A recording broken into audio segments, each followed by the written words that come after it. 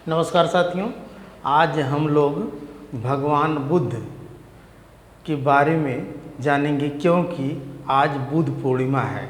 बुद्ध पूर्णिमा वैशाख पूर्णिमा को ही कहते हैं। चैत महीना हिंदी का प्रथम महीना होता है, उसके बाद वैशाख आता है। तो वैशाख पूर्णिमा के दिन ही बुद्ध पूर्णिमा मनाया जाता है। अच्छा, बुद्ध पूर्णिमा देखें कि उसी दिन भगवान बुद्ध का जन्म भी, उसी दिन भगवान बुद्ध को ज्ञान की प्राप्ति भी, उसी दिन भगवान बुद्ध को महानिर्वाण की प्राप्ति भी। इसीलिए वैशाख पूर्णिमा को ही बुद्ध पूर्णिमा के नाम से जाना जाता है। हम लोग आज बुद्ध पूर्णिमा कितना पावन पर्व है, कितना एक तरीके से बहुत ही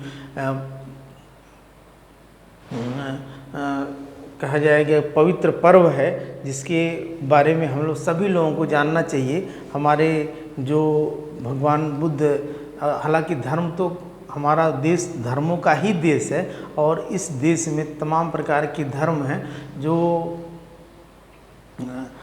उनके अलग अलग अनुयायी हैं। तो हम लोग भगवान बुद्ध के बारे में जानेंगे और यहाँ से क्वेश्चन कहाँ से बनते हैं उसके बारे में। तो सबसे पहले इनके जीवन परिचय को हम लोग देख लेते हैं। इनका जन्म 563 ईसा पूर्व लुम्बिनी, जो इसमें नेपाल में, वहाँ पे हुआ था। इनकी माता का नाम महामाया, इनके पिता का नाम सुद्धोधन था और इनकी पत्नी का नाम यशोधरा, इनके पुत्र का नाम राहुल। अब थोड़ा सा इनके बारे में जान लेते हैं कि जब ये पैदा हुए तो 7 दिन बाद ही इनकी माता जी का देहांत हो जाता है और इनका पालन पोषण इनकी मौसी प्रजापति गौतमी जी करती हैं। और इनके जीवन से संबंधित कुछ इस तरीके की घटनाएं हैं। जब ये पैदा होते हैं तो इनके पिता सुद्धोधन जो है किसी सन्यासी को बुला करके इनकी कुंडली बनवाते हैं। तो उसमें वो बताते हैं कि आपका बालक आगे चल करके या तो बहुत बड़ा प्रतापी राजा बनेगा या तो बहुत बड़ा साधु सन्यासी बनेगा।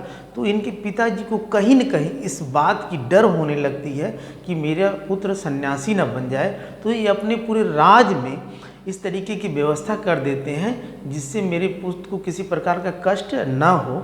तो इसे वैराग्य की बात ध्यान में नहीं आएगी। तो एक दिन धीरे धीरे ये बड़े होते हैं और इनके पिताजी, अब देखेंगे कि इनके पिताजी को वो डर रहती है, इसलिए 16 वर्ष की ही अवस्था में इनकी शादी कर देते हैं। इनको एक पुत्र भी हो जाता है। फिर इनको एक दिन इनकी इच्छा जागती है कि पिताजी मैं पूरा राज देखूंगा। तो जहाँ तक घूमने का वो रहता है वहाँ तक इनके पिताजी बहुत अच्छा डेकोरेट करवा देते हैं। तो वहाँ तक ही जाते हैं तो कहते हैं बाहर का वातावरण तो बहुत ही सुंदर है। चन्ना इनका सारथी रहता है और चंदक इनका घोड़ा, जिस पे सवार होकर के ये जाते हैं। और वहाँ से फिर अपने सारथी से कहते हैं थोड़ा आगे बढ़ो यार, बहुत ही अच्छा और दृश्य है। तो जब आगे जाते हैं तब देखें कि आगे का जो क्षेत्र रहता है वहाँ थोड़ा सा राज से हट करके, मतलब वहाँ तक सुद्धोधन जी व्यवस्था नहीं करवाए रहते हैं कि सुंदर दिखाई दे, सभी लोग खुशहाल हों। तो वहाँ जब जाते हैं तो एक सबसे पहले एक वृद्ध व्यक्ति को देखते हैं, जो वृद्ध व्यक्ति झुक करके और लाठी लेके जाता रहता है। तो पूछते अपने सारथी से क्या है, तो कहते हैं राजन ये एक वृद्ध व्यक्ति है, सभी लोग एक दिन ये बूढ़े हो जाएंगे।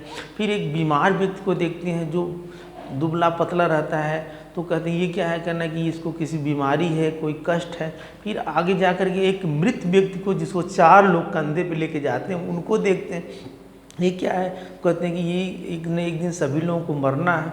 फिर ये लास्ट में एक सन्यासी को देखते हैं जो बड़ा प्रसन्नचित्त मुद्रा में रहता है। तो वहाँ पे इनको ये पूछते हैं ये क्या कहेंगे, ये साधु सन्यासी किसी से इनसे मतलब नहीं है, ये मतलब समाज के लिए जीते हैं। तो इन घर आते हैं तो ये इनको रात में नींद नहीं लगती। तो इनकी पत्नी यशोधरा पूछती हैं कि राजन आपको नींद क्यों नहीं लग रही। तो ये कहते हैं कोई बात नहीं है, टाल देते हैं। लेकिन इनको सोचते रहते हैं जीवन के बारे में, मृत्यु के बारे में या दुख सुख के बारे में, जो भी मतलब बातें हैं। तो फिर इस तरीके से बीतता रहता है बीतता रहता और 29 वर्ष की अवस्था में एक गृह को त्याग देते हैं। इस जब ये गृह को त्यागते हैं, इसको महाभिनिष्क्रमण के नाम से जाना जाता है। ये भी कभी कभी क्वेश्चन आता है, इंपॉर्टेंट क्वेश्चन है। महाभिनिष्क्रमण, गृह त्याग देते हैं 29 वर्ष की अवस्था में। अब गृह त्यागते हैं तो उसके बाद इनके जीवन का उद्देश्य क्या है, इसे आप जानेंगे। इनके जीवन का उद्देश्य रहता है ज्ञान की प्राप्ति करना। ज्ञान कैसे मिलेगा भाई? उस समय क्या था कि जहाँ बड़े बड़े जो गुरुकुल वगैरह थे या बड़े बड़े मंदिर वगैरह थे, वहाँ बड़े बड़े जो ऋषि मुनि थे, उन्हीं की मतलब ज्ञान मिलता था। मौखिक ज्ञान की प्रणाली थी, गुरुकुल प्रणालियाँ थी। तो आलार कलाम इनके प्रथम जो है गुरु होते हैं, और दूसरे गुरु जो है रुद्र राम पुत्र आचार्य होते हैं। आलार कलाम ये वैशाली वहाँ से जाते हैं, और वहाँ भी इनको जो है संतोष नहीं मिलता। अब चूँकि जब संतोष नहीं मिलेगा, जैसे ये पूछते हैं कि ईश्वर क्या है, क्यों दुख होता है, तो सभी लोग कहते हैं भाई ईश्वर है, मतलब स्पष्ट उत्तर इनको नहीं मिल पाता। फिर इस तरीके से जितने भी उस समय की वेद पुराण रामायण उपनिषद सारे का अध्ययन ये कर लेते हैं।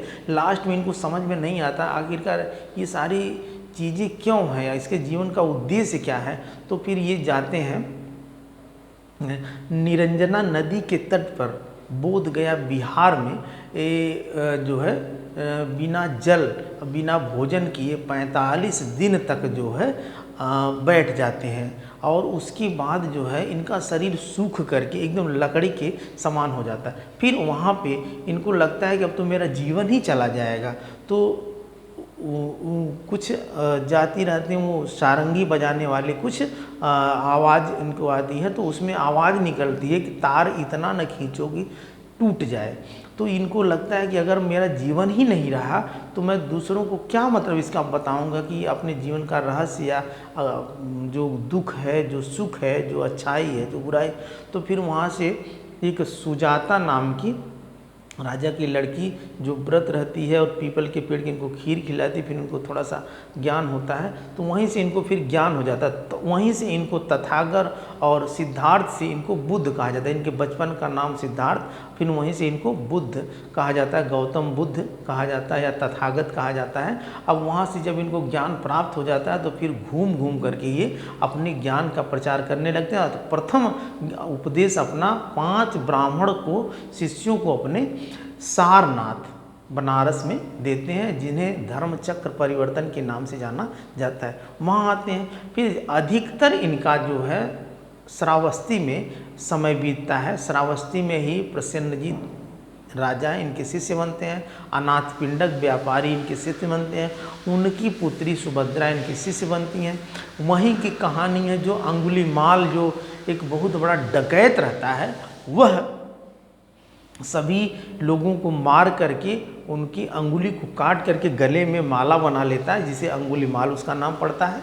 तो उसे भी लोग कहते हैं कि भगवान इधर से मत जाइए, उधर एक बहुत बड़ा डाकू है, तो ये उधर से जाते हैं। अंगुलीमाल आता है और उनको मारने के लिए कहता है, तो ये कहते हैं ठीक है तुम मुझे मार दो, लेकिन मेरे एक प्रश्न का उत्तर दे दो तो मैं जो कहोगे मैं तैयार हूँ। तो ये कहते हैं कि अंगुलीमाल कहता है कि हाँ बताइए।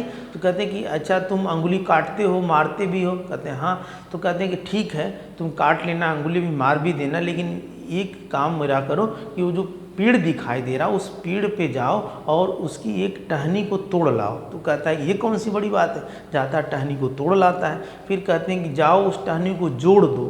तो भाई जुड़ेगी? वो नहीं जुड़ेगी। तो कहते हैं कि अच्छा ये बताओ, जब तुम जोड़ नहीं सकते तो तोड़ क्यों सकते हो?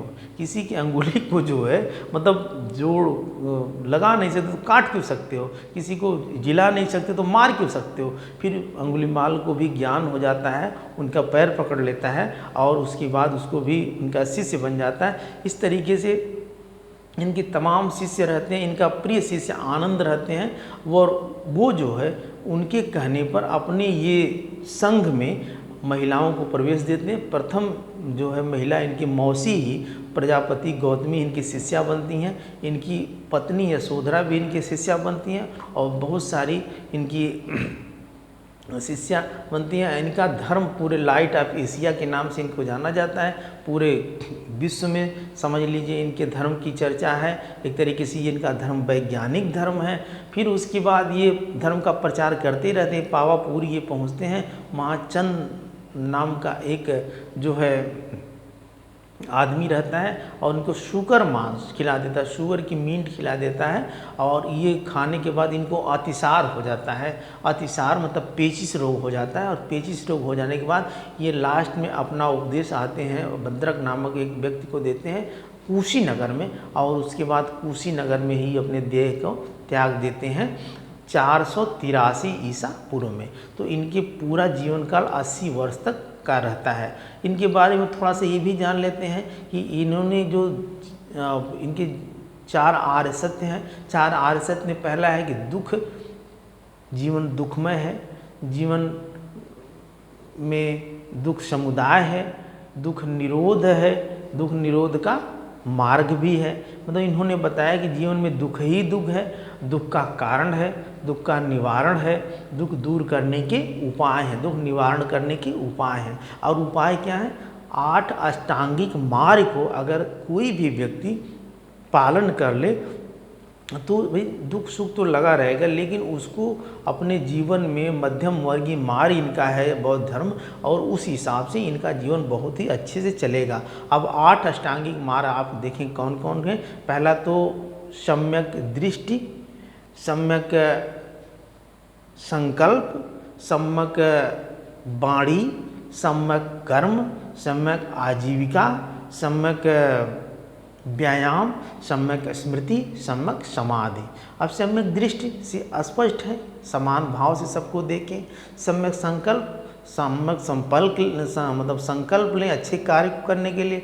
सम्यक वाणी बोलें, जो भी बोलें अच्छे से बोलें। सम्यक कर्म, अच्छा कर्म करें। सम्यक आजीविका, जीविका को चलाने के लिए सम्यक कर्म करें। सम्यक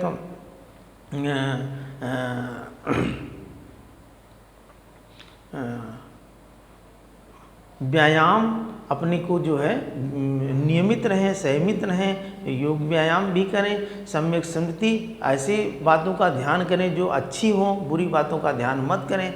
सम्यक समाधि, लास्ट में सम्यक समाधि की बात आती है कि सम्यक समाधि यानी आप जब इन पूरे मार्गों को अपनाएंगे तो आपका जीवन जो सुख समृद्धशाली होगा। फिर इन्होंने 3 बौद्ध रत्न, त्रिरत्न भी दिए, बुद्धम, धम्मम, संघम।